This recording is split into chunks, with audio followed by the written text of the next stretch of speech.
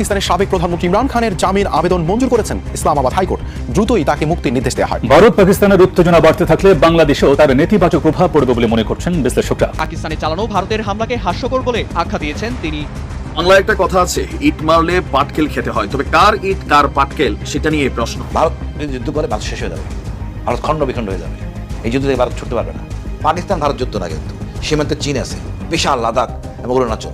এই বাহিনী কি যুদ্ধ করতে পারবে ইন্ডিয়া? ভারতের সেনাবাহিনী যুদ্ধের ময়দান থেকে পালিয়ে গিয়েছে এমন সংবাদই আন্তর্জাতিক বিভিন্ন মিডিয়ায় প্রকাশ করা হচ্ছে। ঘটনা বাংলাদেশের নয়, বাংলাদেশের সাথে সম্পর্ক নয়, কিন্তু বাংলাদেশের জনগণের মধ্যে খুশি না, খুশি আর খুশি।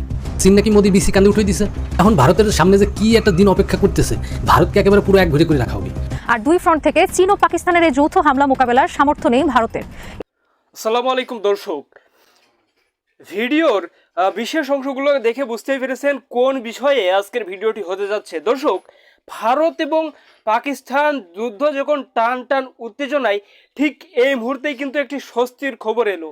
দর্শক, ইমরান খান কিন্তু এই যুদ্ধ শেষ করবে, ইমরান খানের হাতে এই যুদ্ধের ইতি ঘটবে। দর্শক, সম্পূর্ণ বিষয়টি বুঝতে ভিডিওটি না টেনে টেনে দেখুন, এবং যারা 1 থেকে 2 মিনিটের লাইভ আপডেট নিউজ পেতে ভালোবাসেন আমাদের চ্যানেলটি সাবস্ক্রাইব করে পাশে থাকুন। দর্শক, তো চলুন বিস্তারিত জানা যাক। দর্শক, ভারত এবং পাকিস্তান যুদ্ধ যখন টান টান উত্তেজনায়, এই মুহূর্তে কিন্তু পাকিস্তানের তেহরিকি ইনসাফ পিটিআই তাদের নেতা ইমরান খানের মুক্তির দাবি জানিয়েছে।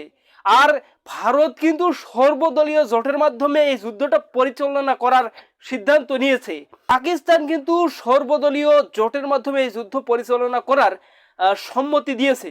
দর্শক, এরই ধারাবাহিকতায় কিন্তু মিডিয়া যেটা বলছে, ইমরান খান কিন্তু খুব দ্রুতই ছাড়া পেতে যাচ্ছেন। দর্শক, আর ইমরান খানের হাতেই কিন্তু ভারত পাকিস্তান যুদ্ধের ইতি ঘটতে পারে মারাত্মকভাবে।